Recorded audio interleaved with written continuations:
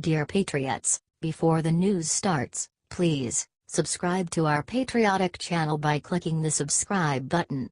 Give us a thumbs up to this video. Don't forget to leave your opinion below in the comments section. Share the news on Facebook and Twitter so you friends see it. Thank you. Smoking gun. It just came out what the San Juan mayor has been hiding, and it's bad. The liberal media has been constantly attacking President Trump and is trying to blame him for the terrible suffering in Puerto Rico after Hurricane Maria. The San Juan mayor has slammed President Trump as well and really came after him on the media. It has just came out why her township is not getting any aid. According to the Conservative Treehouse, Puerto Rican-born Colonel Michael A Valle, commander of the 101 RST Air and Space Operations Group and director of the Joint Air Component Coordination Element, 1st Air Force, responsible for Hurricane Maria relief efforts, has now made the following statement. They have the generators, water, food, medicine, and fuel on the ground, yet the supplies are not moving across the island as quickly as they're needed. It's a lack of drivers for the transport trucks, the 18-wheelers. Supplies we have. Trucks we have. There are ships full of supplies, backed up in the ports, waiting to have a vehicle to unload into. However, only 20% of the truck drivers show up to work. These are private citizens in Puerto Rico, paid by companies that are contracted by the government. This means that Teamsters union drivers didn't show up to work. Only 20% of drivers are there to distribute supplies. This isn't Trump's fault. The San Juan mayor has been invited to the FEMA command center and has refused to even show up. This isn't Trump's fault. It's being turned into a hit job against our president. Don't let the media spin this. Share this out there to every patriot you know and show them that Trump is doing his job in Puerto Rico. It's just a disaster.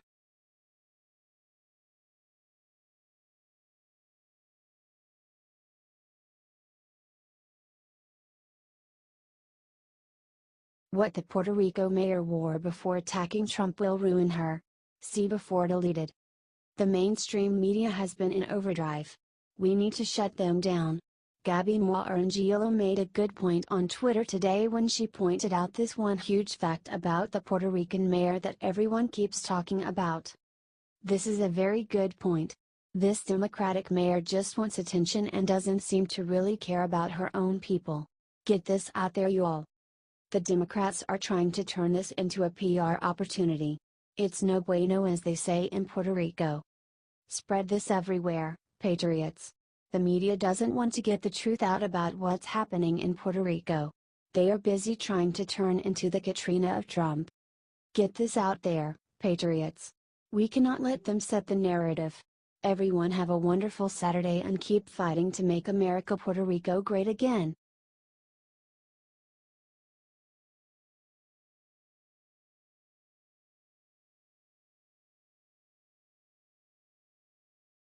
Former Trump advisor Roger Stone just looked into the camera and dropped a bombshell on a DNC email hack. Political consultant and former Trump advisor Roger Stone stopped to talk to reporters before giving a closed-door testimony before the House Intelligence Committee on Tuesday. Stone outlined that he thinks there is strong evidence to support the DNC email hack being an inside job, that the Russians, in fact, had nothing to do with it. Rather, Stone brought up the possibility that someone from within the DNC with insider access to secure data downloaded the information and sent it to WikiLeaks on a thumb drive. Reporter: is it still your view that Russians had nothing to do with the hacks of the DNC or Mr. Podesta? Roger Stone: that is my belief. I subscribe to the view published in The Nation magazine several weeks ago that the computer science seems to indicate an inside job. So, I don't know whether the DNC was hacked at all.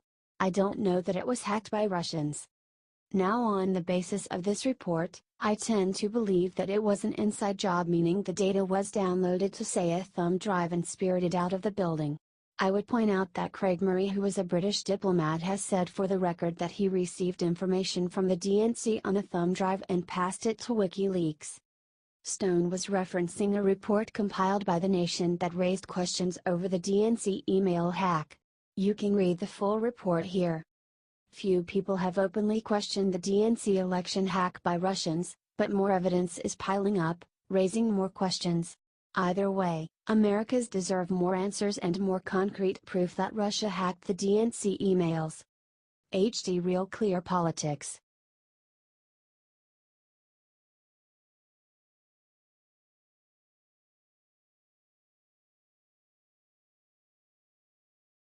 Puerto Rican cop just called radio station to leak something that'll destroy San Juan Mayor. This story is breaking across the news desk. A very emotional female police officer from Puerto Rico's police department in Guaynabo called into a U.S. Spanish radio station to give people the real scoop about what is happening in Puerto Rico. The call was recorded on September 28. It shows the corruption within the Puerto Rican government and the municipal authority of San Juan especially.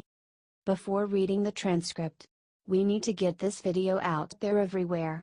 This totally kills the mainstream media's narrative in Puerto Rico. Hit that share button now.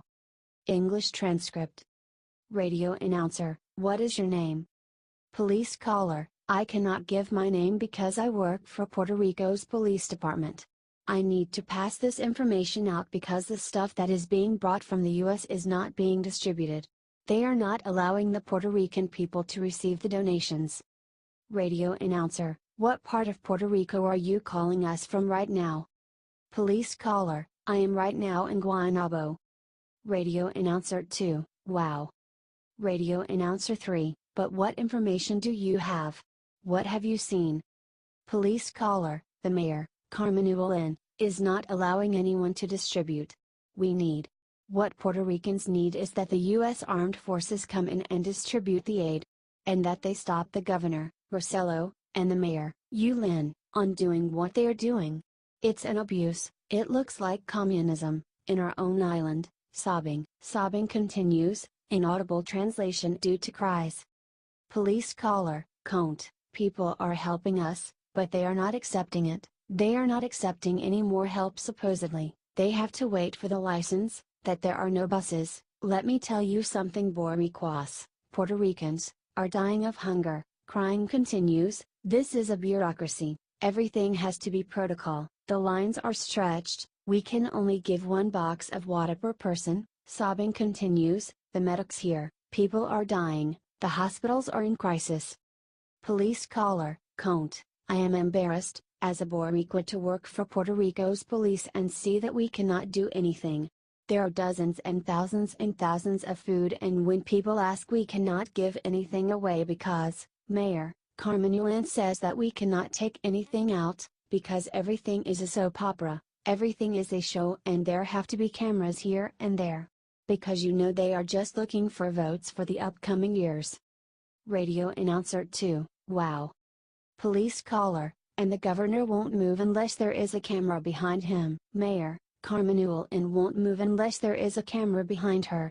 This is how we are living in Puerto Rico. Meanwhile, artists are giving money and the people of Florida are sending stuff, and I don't know how many more people are helping because we have very limited communication, very limited, and we have no idea what's going on outside, and the people who are sending stuff, they have to come in, they have to come to help Puerto Rico and distribute what is being wasted, because what else are we going to do? You tell me, what are we going to do? Radio announcer number 2, of course the desperation. Radio announcer number 3, we are with our hearts broken listening to you describing this situation, which is heartbreaking when we know that so many people are helping. This is a police officer speaking. Police caller, I've been for 1 hour and a half just trying to download an application because the phones that they give to us, I cannot use them as a police officer due to security measures. But I need to speak for the people because the people are suffering. Because I, as a cop, and other partners are seeing it. A lot of people have been posting videos, sobbing, inaudible, and no one is paying attention. Radio announcer number 3, we are truly sorry for this situation, we did not know that. Police caller, if Cuba and Venezuela want to help and we are grateful for that, and that the government denies their help, the government denies Cuba's help, that they reject Venezuela's help, look, for God's sake. Tell me, how is that possible? We need help. Radio announcer number 3, We are going to send this message out so that it gets to where it needs to get to. Police caller, we want the US to come in, that the strongest forces come in and take the governor out. He is not doing anything, he is just going around, and everyone is like, oh, look how nice, the governor, he is going in the mud, he is going in the water, and where is it? Pardon the expression, where is the food? Police caller, can't, look, grab the food, grab the sausage can and take it to the families. Stop the show. The governor is just doing a show, is all a show. There are many mayors that are suffering because they cannot do anything for their people. Radio announcer number 2, what are they doing with the food? Is it being kept in storage because they are not allowing to give it out?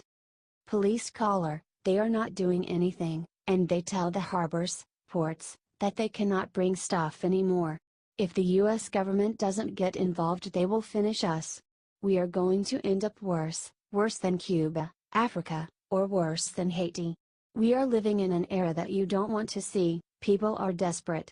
The gasoline, people are already killing each other. Not to rob you, they are doing it so they can be the firsts to get food and take it to their families. Police caller, can't, do you know what it is when a woman approaches me and tells me I don't have any more? I don't know what else to give my kids because I don't have any more. Water and crackers. Radio announcer number 1, sweetie, thank you for calling us and using this medium to denounce this situation, and good thing that it was you who explained this so that people don't think that we are making up stuff, because this has nothing to do with politics. This is a very serious situation. Police caller, very serious, sobbing continues. This video needs to get out to all of America. Keep fighting, Puerto Ricans. We are praying for you.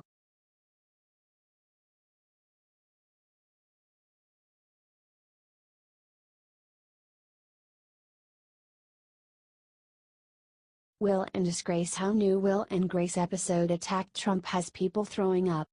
NBC's newest revival aired this Thursday and is already getting slammed for attacking our president Donald J. Trump.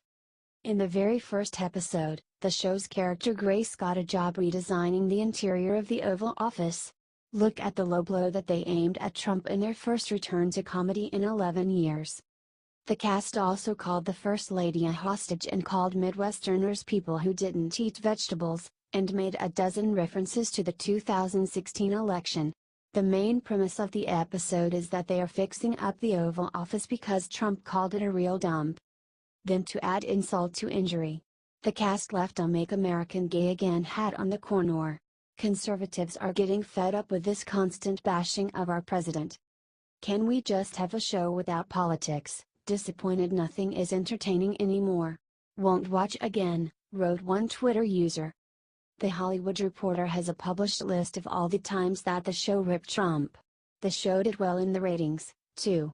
There were 10.2 million people that tuned in. Hollywood still hasn't realized that shows like this do nothing but help Donald Trump, Amelia Hamilton from the Media Research Center wrote. When will Hollywood learn that they're basically running his re-election campaign by doing this? Share this if you are tired of Hollywood celebrities telling us how to feel about politics. They aren't that smart. We don't have to listen to them.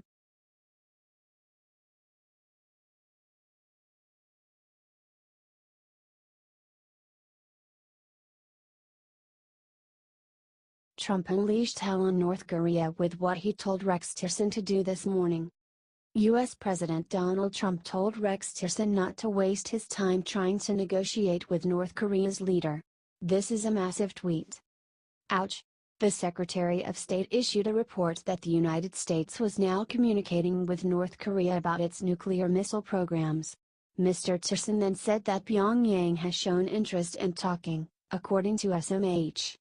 The first time I would have the opportunity to sit with the North Koreans, it would be to say, what do you want to talk about, because we haven't even got that far yet, Tillerson told reporters in Beijing on Saturday. Our president is right about North Korea. It doesn't seem like they are willing to work with us at all. Share this to send a warning to North Korea from our president and our millions of citizens. Signed, We the People.